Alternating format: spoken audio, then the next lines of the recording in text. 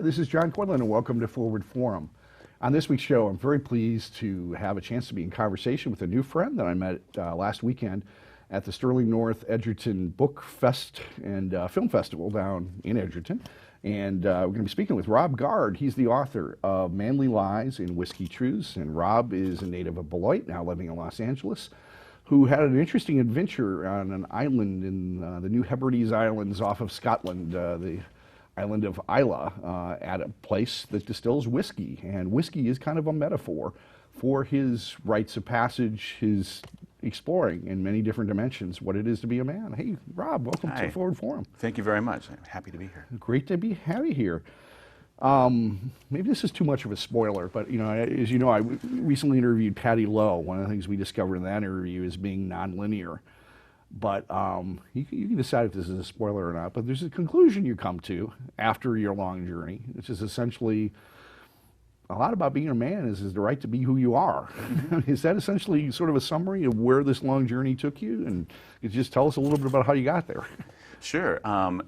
The book itself, as you said, takes place in the present day on the island of Islay, where I moved to a few years back from Los Angeles, trying to figure out who I was. I was in my 30s, was kind of clueless about what I was doing with my life and what my life meant, what its purpose was, even though I had some tremendous success professionally and personally. And so I moved to this island to work at a distillery, and something in that process made me want to use the whiskey maturation process as a metaphor for how boys mature into men. And so I was viewing my own past through the maturation process of whiskey, kind of went back and forth in the book.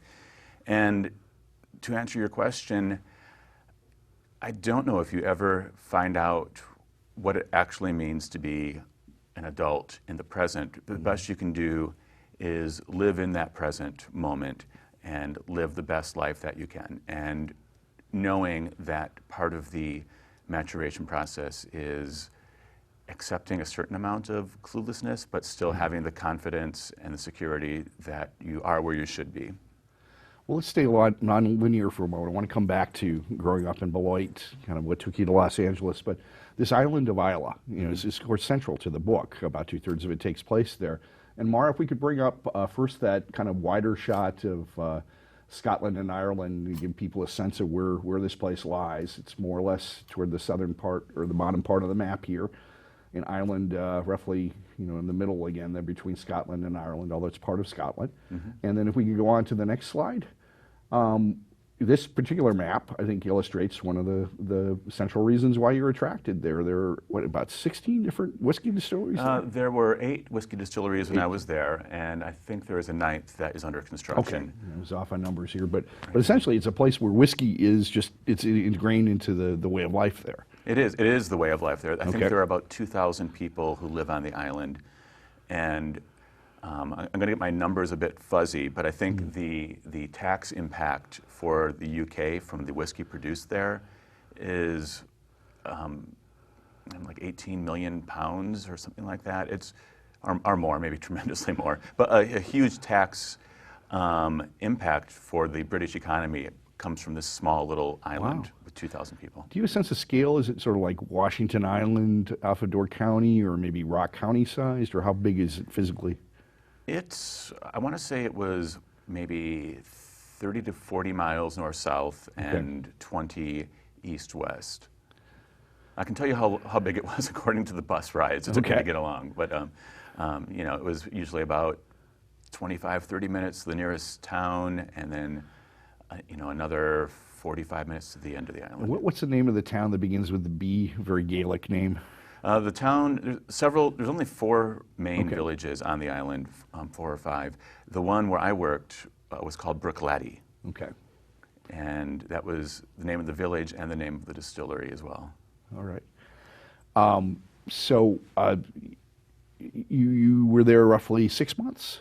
Yes, I was on the island for 6 months, spending part of my time at the distillery, and at the other part of the time I was in a cottage on the north side of the island close to 2 other distilleries. So I was never too far from whiskey during my time there. And part of your motivation for doing this in some ways, again, in many different dimensions, was to discover your roots, who you were. But I think essentially, I mean, except for a few forays, maybe right after high school, doing physical labor wasn't necessarily something you did. In some ways, was it a chance to, sort of explore your working class side? Absolutely. I think one of the key things, one of the key points of departure in the book with my life is growing up, as a kid in Wisconsin and very much in a blue-collar kind of community. Beloit is known for factories, known for, being kind of on the edge of some of the agricultural areas in southern Wisconsin. And just the GM plant having this pervasive influence. Yeah, it's certainly 2 car plants, one south of us, one north of us. Yeah. And you would see that life. You'd see people come home from work, my own relatives, kind of tired and a little worn down. And then you'd turn on TV and you'd see these glamorous people in other parts of the country or parts of the world. As a young kid, that's what appealed to me, which is why I took off. But, and also probably did not develop the skills needed to successfully operate machinery without destroying something or hurting myself. So that's the theme we'll pursue throughout, because that's central, I guess, to the notion of what it is to be a man and what the expectations are of you. Mm-hmm. I mean, is that part of what you were struggling with in terms of not feeling especially mechanically adept or other things? There are all these expectations that we place on what it is to be a man. Right. Yeah. And, I certainly had my skills to a certain extent. I think part of it was just not wanting to pursue that path, instead going the other way, which I did. I was a very successful professional in LA, but as I mentioned, just wasn't happy with my life. And going back and visiting Beloit and seeing friends and relatives and seeing how they seemed to be much more content in their lives in their 30s, I thought, did I miss something along the way? Was there some connection to a growing process, a learning process that I missed out on because I kind of just up and left? But it seems like, part of it was, you were marching to a different drummer, and, as explained, part of my process of writing my own memoirs, discovering, what it is to be a man, is, my experience as a gay man. But you're not a gay man, as best I can tell from the book, your experiences. I would say not, based on some of those stories. But there are a few things that stood out to me, like breaking into someone's home, essentially, to rearrange their furniture because of an interior design instinct, and a few other things that early on. And probably being, realizing you were a writer, realizing that your aspirations were more artistic. That's not necessarily something we enforce in boys. No. I mean, anybody can break into a place and steal. How many people can break in and do some feng shui? So, Exactly. I was very happy about that. It was funny, I think the book also mentions later on, I dated an interior designer, and she helped foster that native talent into something that is seen today in my household. My boyfriend about 10 years ago, now a pastor, was his earlier career in Dallas was interior design, and he would design things like footstools for Elton John and things like that. So his living room was a very interesting place. I moved into my condo, and he immediately just had to look down at his shoes when I asked for help, and he says, "Well, John, I really don't know if I can purchase anything that's worth less than $10,000. And I just knew we were kind of living in different worlds. So for part of me, it's discovering maybe I don't necessarily have the interior designer. But I mean, but again, all of that is really all about expectations. Mm-hmm. And so our notion, and I think you allude to this in some of the people you knew, and there's aspects of this, in all 3 places that the book deals with, in Beloit, in Los Angeles, and in Isla. It's we have this notion that you have to be strong, you have to be into athletics, you have to a certain extent, there's an aura rather of misogyny that surrounds this in terms of the attitudes toward women. That you gotta just be kind of a guy's guy, mm-hmm. and that implies maybe objectifying women or other things.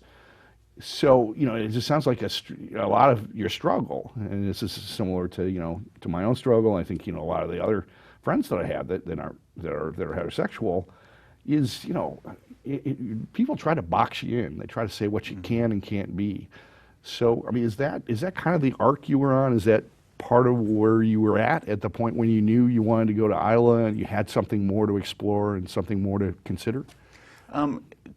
In a way, I think Okay. I certainly had gone outside of the box my whole life, and I think I needed to reconnect a little bit with that box to really have a tether to my past. I was so let loose from it, that I just kind of lost a sense of self. And I think a lot of people do that in various ways.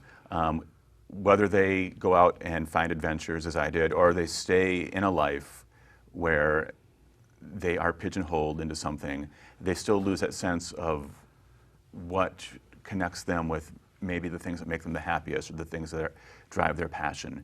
And that's something that I needed to go on this journey for, so I could really see what was most important to me, and just discover, in the same way that a man, a manly man, is taught to be separated from his feelings, or taught to be, very strong, silent type around a woman. You can have a situation where you're just too disconnected from, or you're too out there, too loose and wild with your life, and you need to have something that brings it back to the center. So it's all about just finding that center balance is what I was looking for. So at the book festival, not only did I mention among the women on the book planning committee that you're definitely the studliest guy, and of course the one who got the centerfold and the insert and everything. I was fully clothed. I want to make sure. Okay. Centerfold, but fully clothed. These are women with vivid imaginations, so it was no problem. But among virtually everybody who was in attendance there, we had folks who came down from Madison. There were folks who lived in Edgerton all their lives, and probably folks maybe with a more open-minded, less rigid view of life. But I think the buzz that I was hearing about different readings and about different discussions and the opportunity to meet different authors, you were up there. I think partly because of the universal nature of what you were describing, something that the men could identify with, the women, people of all backgrounds and ages. There's some chord that you touched with that. And was that part of your point in writing the book, to connect with other people and to just say this is something, again, the life examined is really this universal theme, not only for authors but for all of us. Yeah, absolutely. That's a very observant point on your end.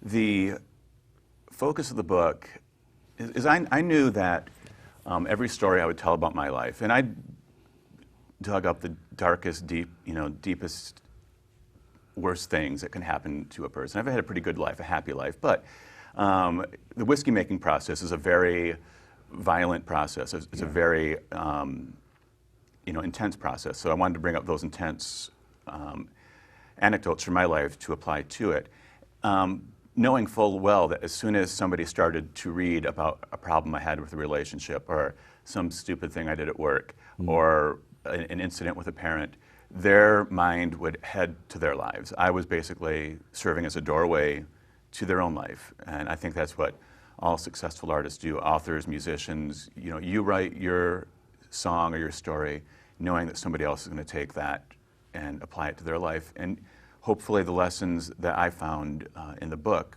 people will find in their own lives as well. It's an overused word, but I think the authentic nature of your story really appealed to a lot of people. And again, on the face of it, your local boy makes good, moves from Beloit to Los Angeles. You've written 2,500 articles. You've been immersed in the film and movie and TV industries, and met a lot of really interesting people, including celebrities.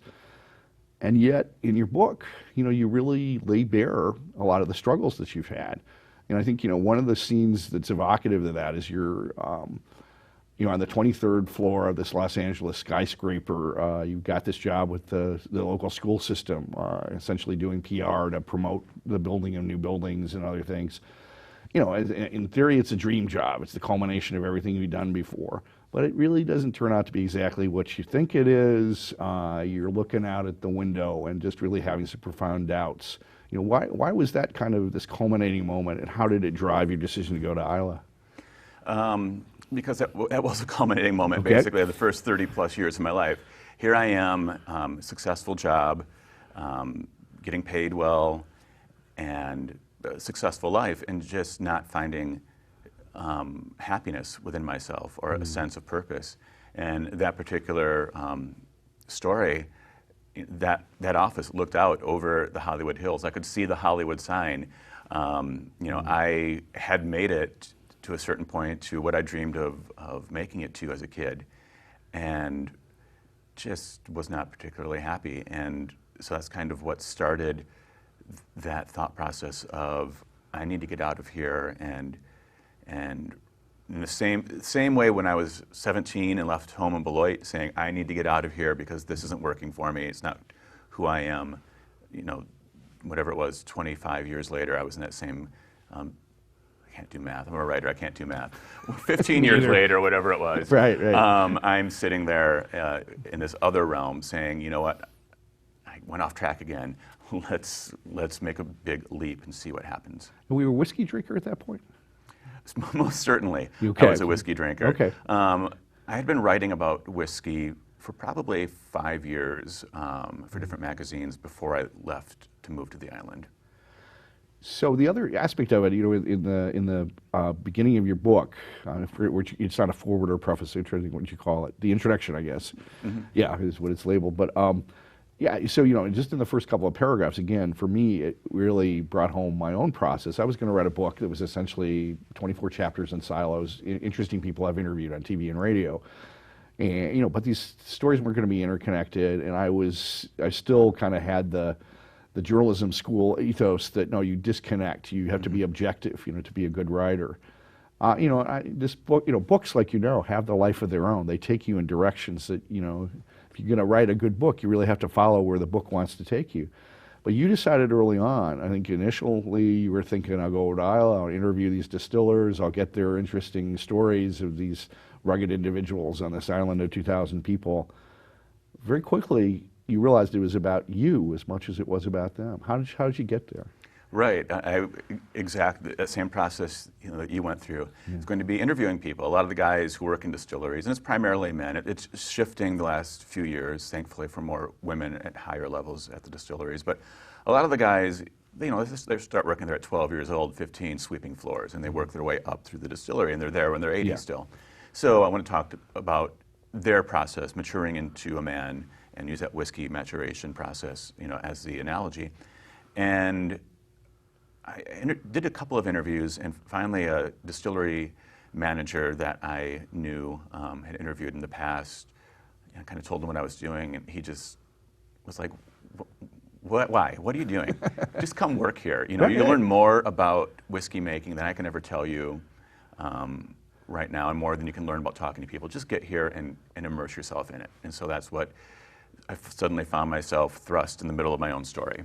And of course, it's not that it isn't about those other people. They're fascinating, the people that you met, and being able to analyze, you know, what their own aspirations were and what makes them tick. You know, so Thomas, you know, being an example of that, you refer to him as basically a monosyllabic guy who at one point just comes out with this exclamation about, he always thought he would leave Isla, and he didn't. You know, and there's just, you know, layers of meanings that were behind that, even though they were expressed very basically. Mm-hmm. Yeah, it's that particular story, person, it's kind of heart-wrenching to hear. And that was the life that I saw growing up, too. A lot of people who wanted to leave the life they were born into, but just found themselves living in it. And so it was a great reconnector for me, meeting people like him, and it gave me a great perspective for that journey that I was trying to take. So since we've wandered non-linearly in good Native American fashion, Patty's inspired us here, let's just try to do this a little bit chronologically. Let's go back to Beloit. Again, you know, it's a very authentic description. You know, I think you make clear in the introduction that you know, some of the folks that you describe, you've given pseudonyms to. You want to be a little careful to honor people's privacy. This is you know, all the people intersected with your life. Mm-hmm. You didn't know, they never gave you permission to write about it, so you want to honor them to a certain extent. On the other hand, your family, obviously, you're writing about your mom and dad. Mm-hmm. You know, and you're being very real about it. You know, both of them came from families that had levels of dysfunction, whether alcoholism or other things. You were perhaps part of one of the first generations that was able to go to college or higher education. Mm-hmm. They were working class folks, though, that really wanted that opportunity for your generation and worked hard for it. But your mom and dad, he was sort of, you know, outlining, which probably something that's a very common experience for a lot of folks. You know, in some ways, you come on into this world was kind of an accident. Your mom was 18, your dad was in his early 20s, and they were still trying to figure out how to be adults, and suddenly they were parents. Mm-hmm. Absolutely. So how does that inform you? And is it in some ways kind of a bit painful or awkward or embarrassing to write about realities like that, or is it cathartic and also, affirming to be able to just talk really, realistically about who your parents were and how that influenced who you became? For me, it was not painful. I immersed myself in a writing process or in a story. Even when I was a journalist, I was known for being just straightforward, honest, which a good journalist should be. Right. And for me, everything served the story. I felt I was just basically a conduit for this story and this theme I was trying to tell. And so describing some of the challenges that I had as a kid, my parents had as parents, was not an emotional issue for me. It was more of a storytelling, I guess, a storytelling must. Yeah. Certainly, though, going back and thinking about those memories and placing myself back in those moments stirred up those past emotions, which come through on the page. But you run into trouble as a writer if you start to self-edit before you get anything on the page. And I think once you start to do that, it comes through as less authentic to the reader. I should know this, but are your parents still living? Yes, very much so. Okay, and you've been with them obviously this week, or? I have. I Okay. laughed though because I ran into my mother at the local bakery this morning. Okay. And I said hi, and she looked and walked by. I said, "Hey." She said, "Oh, I thought you looked familiar." So still alive. They're young. They're in their 60s, but Right. apparently, I guess I don't look so good these days. She doesn't recognize me as easily. But you're not as pale as you used to be, or That's or, true. the I'm skin getting, stuff. California Again, sun. very authentic. Yeah, descriptions of all of this. But so I mean, how are they felt about being described so authentically and grittily, or just without any kind of holds barred? Has it been a good experience for them, or how do they process that? I think it goes back to a parent's love is unstoppable. Yeah. There were some difficult things in there, difficult perspective that I brought to it, and some painful incidents. But again, knowing it's coming from an honest place, and knowing that it's counterbalanced later on in the book, as I was surprised to find out that they actually grew into some pretty interesting people. Yeah. I think a lot of kids find that out along the way. Well, the version I told of my coming out when I was 26, is a very, well, Mom and Dad always loved me unconditionally. I always knew that they would be there for me and everything. And I realized, actually, I did a radio show about 20 years later, on the 20th anniversary of my coming out, whatever. I was asking my dad questions. First of all, he barely remembered that day at all. It's just like this day that is so important to me. But secondly, I think what I realized as I got further into the conversation is this wasn't just an instant thing. They had fear for me. They were concerned about what was going on, and I just realized, again, you're right. On some level, your parents' love is unstoppable. It's unconditional. It's always going to be there for you, no matter what. But as I got further into adulthood, and I'm not a parent, but I have a niece that I helped raise, and now I understand how much more complicated and nuanced is this relationship. I wasn't sure if we should go here, and you can let me know if you're comfortable with this. But one of the things what you do when you write a book, of course, is you could provide a catharsis. You can sometimes take family secrets or difficult things and bring them out in a way that makes someone else realize they're not alone. They may have experienced those things. You allude to a young uncle in a scene in a bedroom. It was essentially kind of a bullying scene. But essentially, it was violating you. I don't want to get too graphic here, other than to say that I think the experience that you're describing, unfortunately, is a fairly common one. We're discovering among people. I have a friend who's about to come out with a book. He's written a play, other things, as a survivor of that type of abuse. And while it may not have necessarily been part of a larger pattern or whatever, I have other friends. I have a friend who was an associate editor at the Cap Times who wrote a story that was in the front page, a very similar incident to what you experienced. It was hard for him to do that. I think one of the hardest aspects of it was in dealing with the fact that his mom and dad, who'd been there for him almost every other time in his life, weren't there at that time. And that's the thing that a kid who faces a situation like that, no matter how it manifests, Mommy, why weren't you there? I mean, or just, all of that. So why did you go to that place? Why was it important for you to develop that? And have you heard from people who read the book that there may be a resonance there?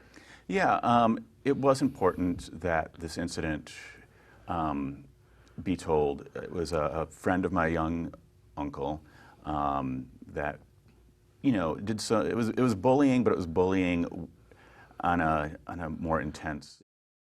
They were really trying to demean you and try to say you were Yeah, less than. certainly. I mean, I was 4 Yeah. or 5 years old at the time, and when you are that age, you have a sense of self, but you also have the full, like your world exists because of your parents. They're the ones who feed you, take you places, clothe you. You don't have a strong sense of I didn't any realize kind you were of 4 or 5. I was just assuming you were closer in age, but boy, that must have been really independence. And Yeah.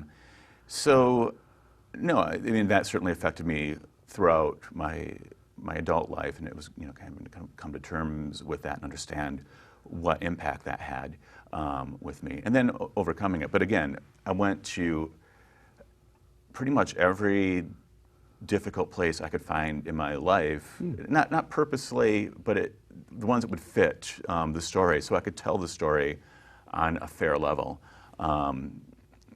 make the analogy fair, and also so other people who have several, have contacted me saying I had something similar happen and or much worse, but just so you're not as alone. And again, on the outside, I had a very successful life, but knowing there's complexities behind it, I think is helpful for readers. So it sounds like there was a point of decision that you just decided you really had to put it all out there. No matter whether it was a painful or potentially embarrassing thing, you were describing a journey to becoming a man.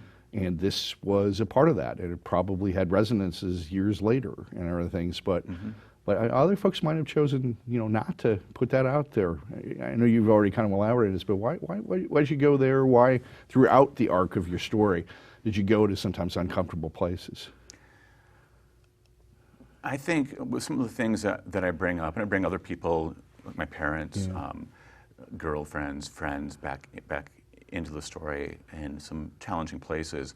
I felt if I did not go as deep as I could with my own emotions, I would lose reader buy-in to the honesty.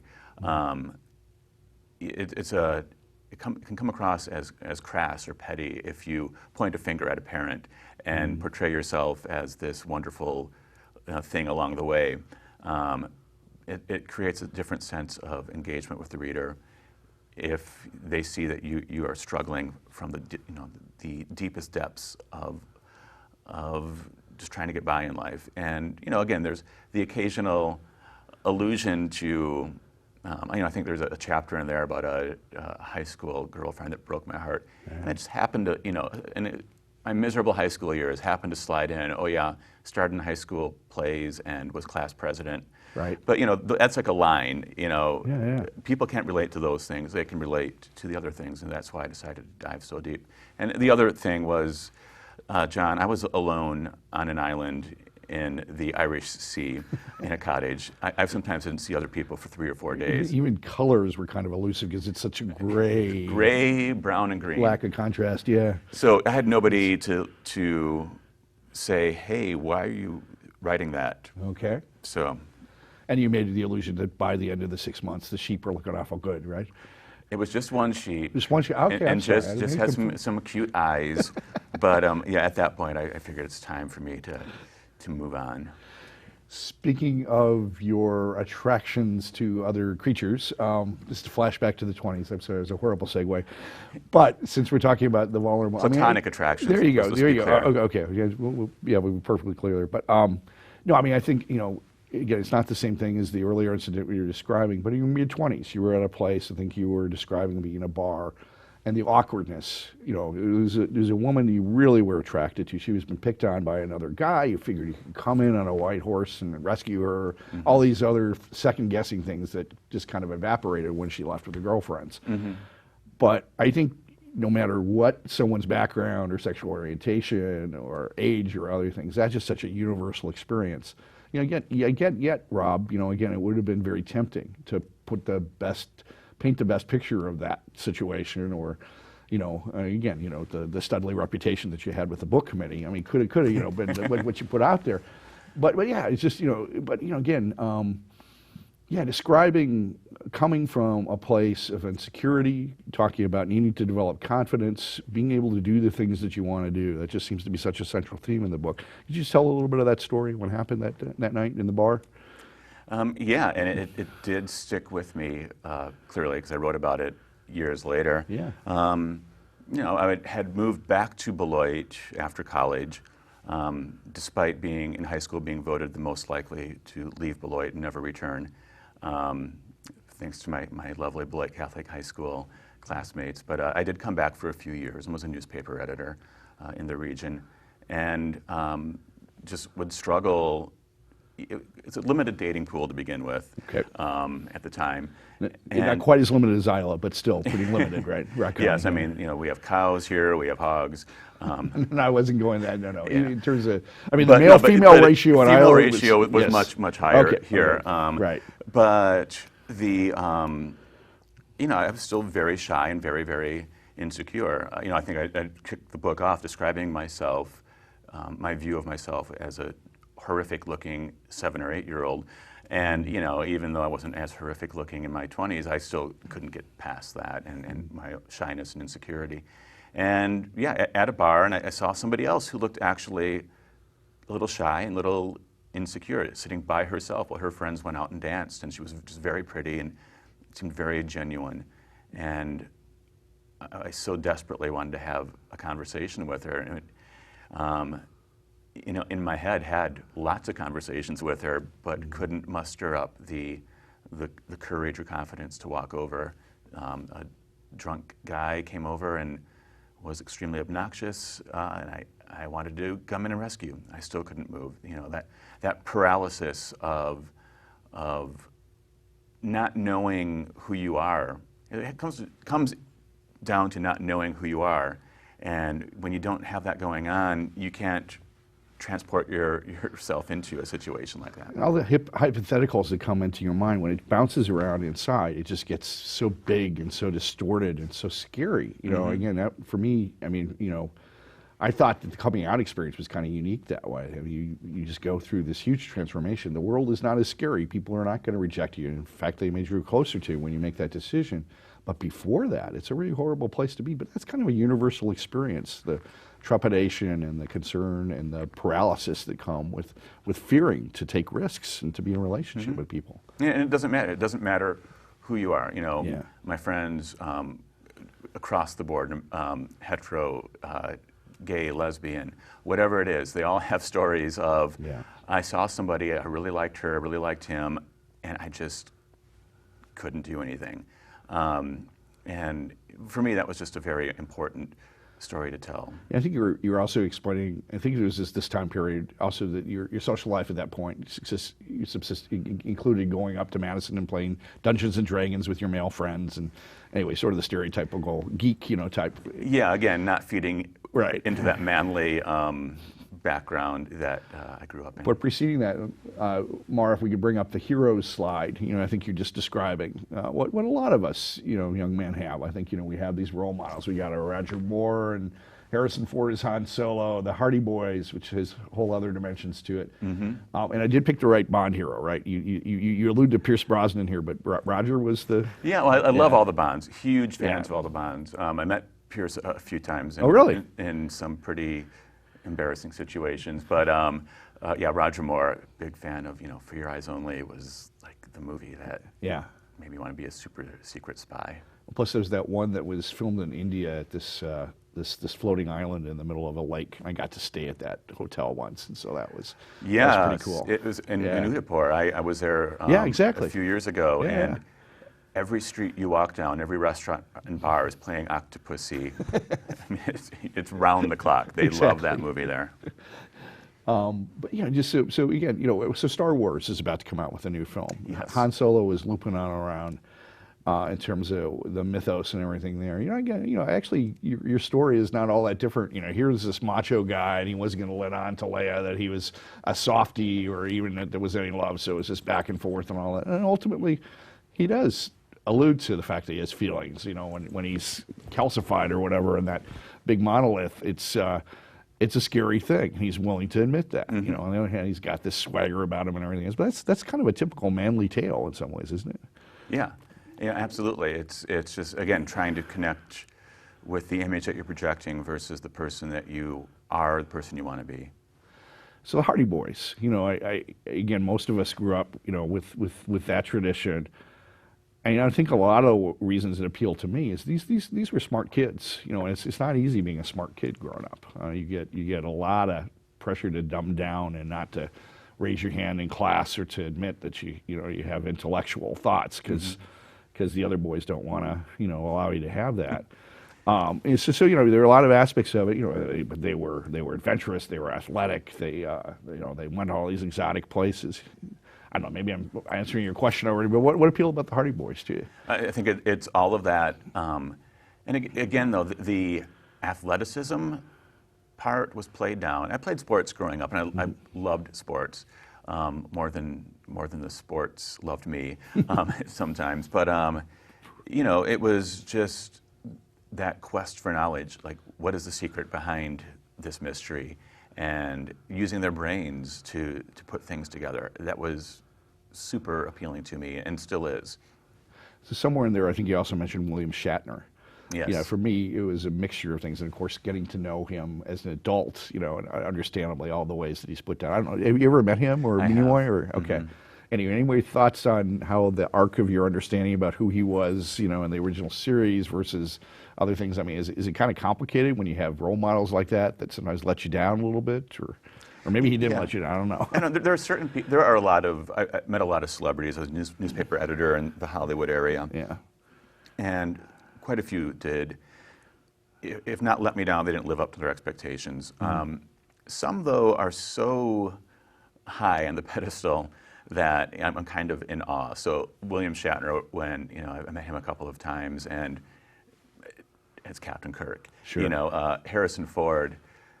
Well, as bad as I was with that girl in the bar in Beloit, my approach and conversation with Harrison Ford was so much worse when I met him and chatted with him, because it's That would be Han hard. Solo, Indiana Jones, Yeah. right in front of you. He went to Ripon College, and Oh, that's so right. Yeah. I just out of nowhere, I wanted to ask him a question about the next movie, or was Indiana Jones coming up, and then I just suddenly started channeling my mother. I'm like, so we had a little place we'd go to on the lake, just close to Ripon College, and without even introducing myself, just started rambling. You knew how to pronounce Berlin correctly and things like that too. I suppose it would help. But yeah. Yes. Right. Yeah. So I mean, there are certain celebrities you meet where they're just too big to disappoint you. There's somebody else I was going to go to. Well, just was the Star Trek series, or were there aspects of that? Just out of curiosity, science fiction. Were there other types of literature that kind of, or television drama? Again, you now work. You worked in the industry. So, how much of that was taking some of what was important to you as a kid and then wanting to grow up in an adult that was part of all that? All of it.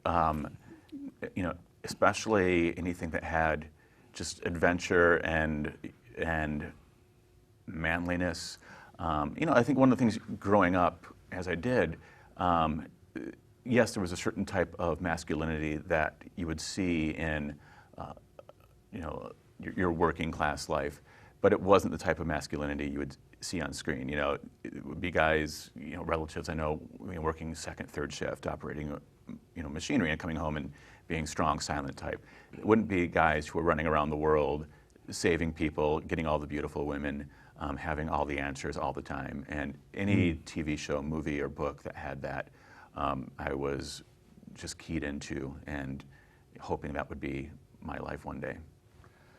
Robert Conrad was somebody that I had kind of mixed feelings about. Wild Wild West I loved. I mean, Yes. it was such a a creatively written show and everything. And in later years, and I don't know if I've got an authentic view of who the actor himself is, who in some ways kind of, stereotypically is a sort of stoic male or, a macho guy. But it was complicated. It was nuanced about who he was, and that it just kind of made sense for me as a kid. That he didn't fit into a box, and neither did I. I mean, we're a lot of the characters in pop culture that you grew up with, kind of that way, the ones you gravitated toward. Yeah, it didn't. They forged their own path, and it kind of were their own independent person, and so that was something that was a huge appeal. That Robert Conrad sparked a thought.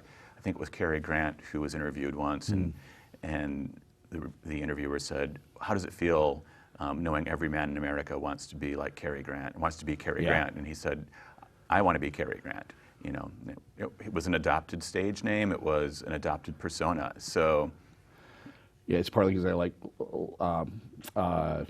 what's the Marilyn Monroe, Tony Curtis, Jack Lemmon movie, Something Like It Hot. Right. And they were just such. I mean, they, to a certain extent, part of it was the swagger and the macho and the. And of course, the journey that they went through, they kind of got them to look at that in a different way. Or Jimmy Stewart, he was so complicated and nuanced and clearly on a path of of trying to figure out who he was and doing the right thing. It was very vulnerable, but it was a pretty cool path to model. Seeing It's a Wonderful Life, unfortunately is shown so many times and it's so badly edited away or whatever. But that's a powerful film. I saw it in a theater in Arkansas last year. In the original format, and anyway, those guys really provided a different way of looking at how to be a man sometimes. Yeah, and very, very nuanced, and It's a Wonderful Life is a great example of that, because a lot of people don't see the nuance. It's in many ways it's an American tragedy. It's not a feel-good, happy holiday story. Right. It's a person who could not live out his dreams, and he was trapped in a world that he never wanted. But I guess the redemptive part of that tragedy is he did learn to embrace and love the world in which he ended up in. For me, it gives me hope in the midst of this 1% versus the 99% dichotomy. The Potters of the world are not necessarily going to win out of the end. And as corny as a happy ending is, I think that's something we can all strive for, because he took the difficult path, and yet he prevailed. Though I do like the old Saturday Night Live lost ending of It's a Wonderful Life, where they realize Mr. Potter has the money and they all go to beat him to pieces. I wish that were the actual ending of it. You got it, yeah. So just we've been talking about Los Angeles a little bit, and I was alluding to this, that my somewhat limited experience in several trips over the years, different times in my life, but especially one maybe about 15 years ago. I was impressed with the stars. As I said, I was visiting with someone that worked directly with Bette Midler and hearing about the mythos of the last Carson show and other things. There's a guy named Bruce Blanche. Yes. Again, they were best friends with him, and anyway, so there's a cool aspect of it, and these are creative folks. These are folks to a certain extent that march to a different drummer, but there's also a level of conformity. So again, for all the folks who were gay actors, they couldn't come out because it was the bottom line. It was essentially what old white guys thought that they should be, or thought that the audience would want them to be. Yeah, again, there's so many. Things like movies about the Black Civil Rights Movement are all told through the perspective of, like Mississippi Burning. Two white FBI agents, created. It's because they think that's what audiences want. So it's a double-edged sword. It is in some ways a very liberal, progressive place, but also a place of great conformity and adherence to the status quo. How did that affect you, and how do you feel about LA? Again, it was a process to work my way through and to understand. Went in there with great hope and expectation and wide eyes, and yay, I've made it. And then, which a lot of people, most people, as you said, in Los Angeles are not from Los Angeles. They all had those expectations. So. Yes, they all do. And a lot of people end up there because they just don't know what else to do. I at least knew what I wanted to do, but there are a lot of people who just show up hoping to find or to forge something there that they can't where they're from. But it didn't take long for for my metaphorical Toto to appear and to pull that curtain aside, and you see exactly what you're talking about behind it, especially in the film industry, the rigor and the conformity. One of my mom's best friends, she's from the Shenandoah Valley, Virginia, Stanton, but her friend is from a little town called Schuyler, just south of Charlottesville. And this is the actual hometown of Earl Hamner, the creator of the Waltons. Mm-hmm. And his story is not all that dissimilar from yours in terms of coming from a small town, making it big in Hollywood. And he was a big-time producer, other than the Waltons, did a lot of different fancy things. Interesting thing was when this is a couple that were Indian missionaries in India for years, and they moved back to Schuyler. And one of the first things they did to promote the community center is they opened a Waltons Mountain Museum. And so they flew out all the old sets, which were apparently in storage. And for a while, this was the most attended tourist attraction in Virginia. I mean, over Monticello and Mount Vernon and Williamsburg. And they, made lots of money for this community center or whatever. But I don't know where I'm going here other than to say, I mean, it's really, it is this universal experience. Harper Lee was discussed at the book festival. Again, she was this small town Alabama girl that made it in the big time, and yet felt like she was drawn back to her small town upbringing, and that comes through in what she writes about, the life choices she made. So, what kind of an arc are you on? Do you find yourself in some ways looping back to your roots, and having more an appreciation for Beloit than maybe when you were first living there? Yeah, I absolutely do, and it's really funny for those who know Beloit over the last 20, 30 years. The city that I kind of ran away from has become the kind of place I was running to. Mm. It's now has a great downtown with really cool little boutique shops and art galleries. It has an international film festival. And Beloit College is a pretty cool place. Beloit College is a great place. Yeah. So it's become the kind of place where maybe if I grew up in it today, I may not have become the person that I am. Mm-hmm. I think Beloit is just really come into its own over the last few years. Mike LeCrone, who's the director of the W Band, likes to tell lots of bad jokes, and one of them is about Beloit, that it's essentially the sound of a quarter plopping into a toilet bowl. And then he apologizes, and for the good folks of Rock County, but yeah, Beloit is kind of the butt of a lot of people's jokes in Wisconsin, and I think there's an element of working class prejudice, also perhaps racial prejudice.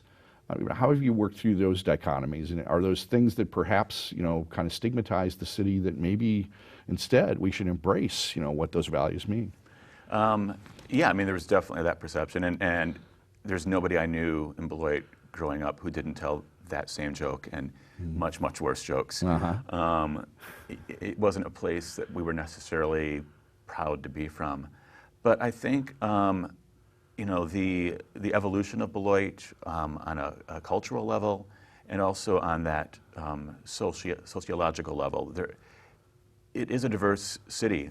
It's not as integrated with its diversity as you would see in some places, but I think there's a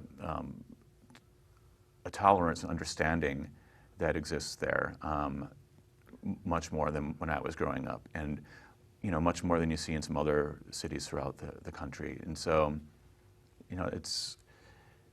there's a lot of potential. It's reached a lot of great places since I left, and there's still some other great places for it to go. Well, just in case folks are joining us midstream, Mara, if we could bring the book cover slide up again. Again, we're speaking with Rob Gard. He's the author of Manly Lies and Whiskey Truths. And as we've been talking about, a native of Beloit who ended up in Los Angeles, and then this interesting place called the island of Islay in the sea between Ireland and Scotland. And so many different insights. So since we are here to talk about a book, actually just one quick tangent. So I was telling you couldn't find this in Room of One's Own or Barnes and Noble or some of the conventional places. Mm-hmm. And the lay of the land in terms of the ways that books are published, unfortunately, the major publishing house is only going with the major bestsellers. So it's really hard on some level to get books out. On the other hand, there are all kinds of independent booksellers and options that weren't there before. Distribution is very different. You talk a little bit of the lay of the land and the choices that you made with your book in terms of how are you getting it out in the world? Yeah, that's actually a great question because I did have several options. I ended up funding it through a crowdsourcing, crowdfunding campaign. I wanted to publish it independently. Just so curious, which one? I used Kickstarter. Okay. And it was tremendous. I tripled my goal, or more than tripled it, I think. I reached my goal in the first 24 hours.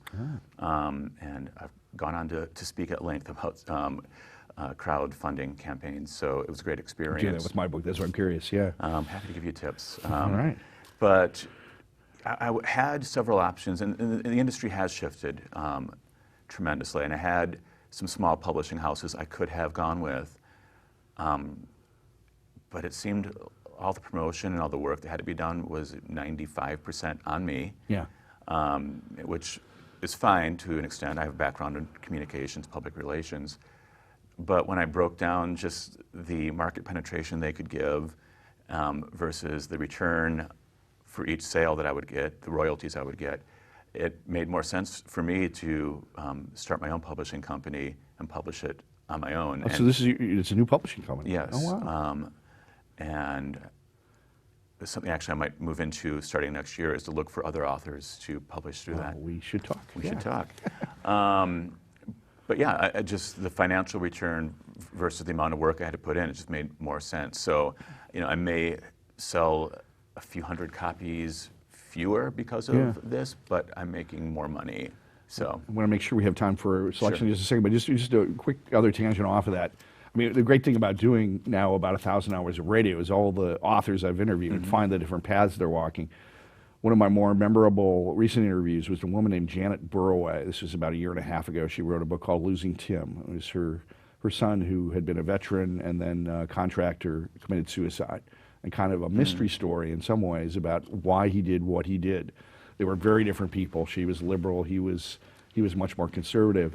But she's the author of the best-selling book on creative writing down at Florida State. She wrote this.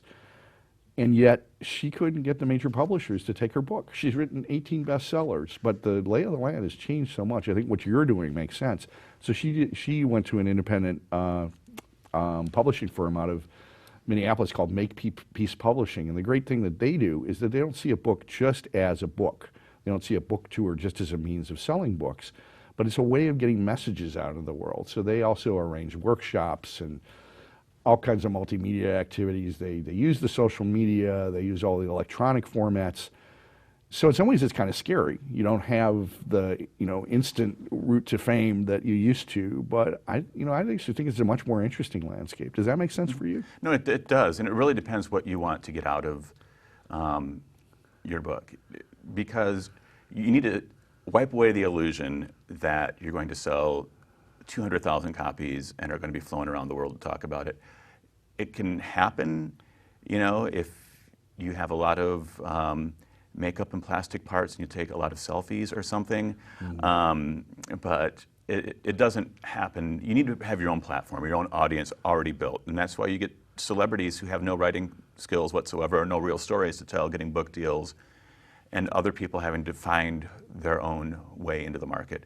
I mean, it still happens for major publishers, but less and less. And so you can pick and choose what you want to do in this way. So you've got a couple of selections. I actually want to put one caveat out there just in case Diane Everson and the group down at Edgerton are watching. A lot of this was my imagination, of course. I think you definitely were seen as Studley. The fact that you had the centerfold is probably subliminal value there, but they never explicitly said this quite the way I explained it. So just so Diane and the rest understand this.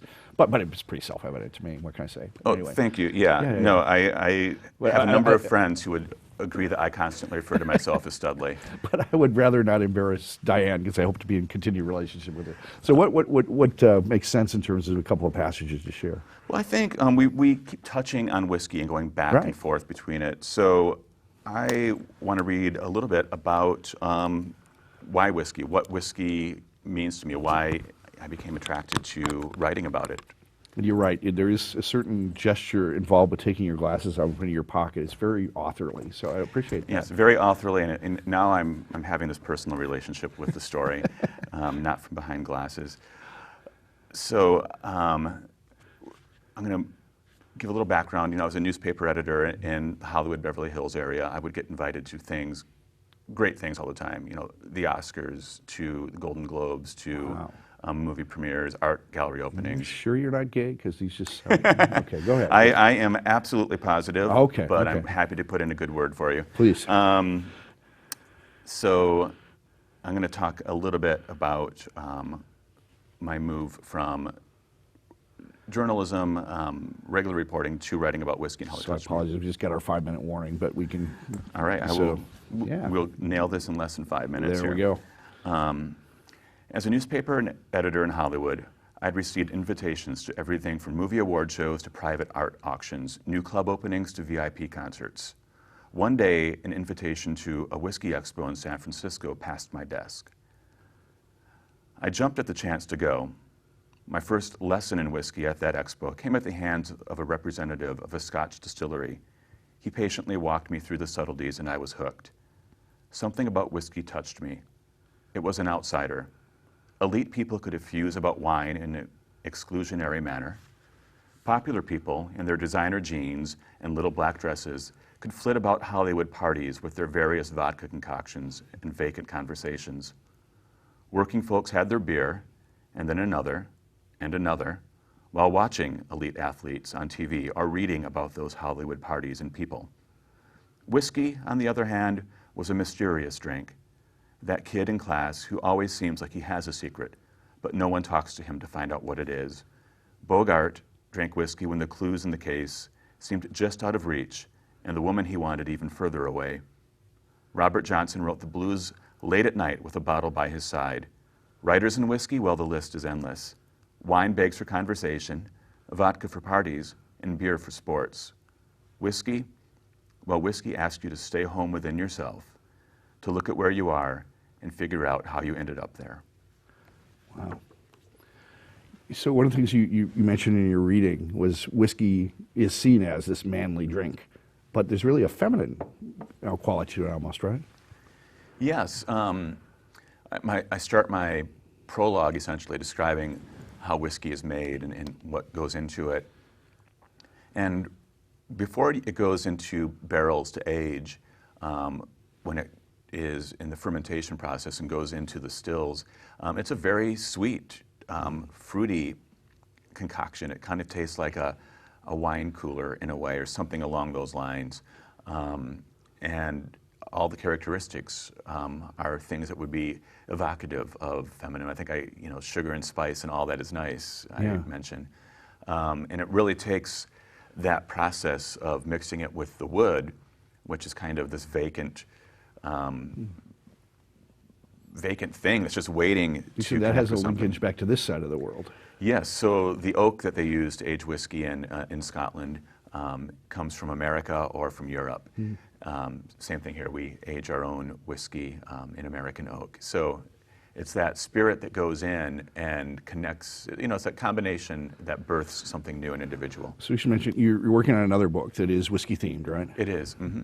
It's a fiction piece this time. So we're going to have you back via Skype or hopefully in person to finish that out. But I guess just in summary, with just about a minute and a half left, again, so much of that is about becoming a man, and I alluded to this at the beginning in the final pages of your book, and I'll let you express it this time. What was that lesson? What did you find out about what it means to be a man? It's taking everything that you've learned in life, everything your parents have instilled in you, and seeing how it has shaped you into becoming the person you are in the present, being comfortable with that person, confident with that person, and using that experience, knowledge, and confidence to make your way through the world as best you can.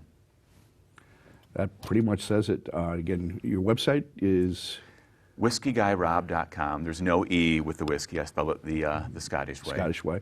And that's also a place where you're in interaction with people. You put out dispatches. You kind of continue your ongoing journey there. Correct. Yep. I blog on there. I post different news items. So definitely. So, again, aside from giving you a hard time about your studliness and your reputation and everything, there were many fascinating people in Edgerton. I don't mean to diminish any of them, but yeah, this really touched a chord with me and a lot of other people, because you're just that kind of a writer. We evoked also just the sheer eloquence and density of your words and the ways you do things. So I think it's a powerful book that a lot of folks will enjoy. So again, Distilling Rob Manley Lies and Whiskey Truths is the book. Amazon.com is one of the ways people can get a hold of it. Or they can connect to it through the website. Through the website, and how these connections. Hey, Rob, thanks so much for joining me today. Absolutely. My pleasure. Great Thank pleasure. you. Thank you. And this has been Forward Forum. And you can find out more about us by going to the website, forwardforum.net. If you have suggestions, feedback, forwardforumshow@gmail.com, or you can contact us here at the Sun Prairie Media Center by a telephone or email. Just go to the sunprairiemediacenter.com website. This is John Quinlan with Forward Forum. Please tune in this week and every week, and have a great week. Thanks.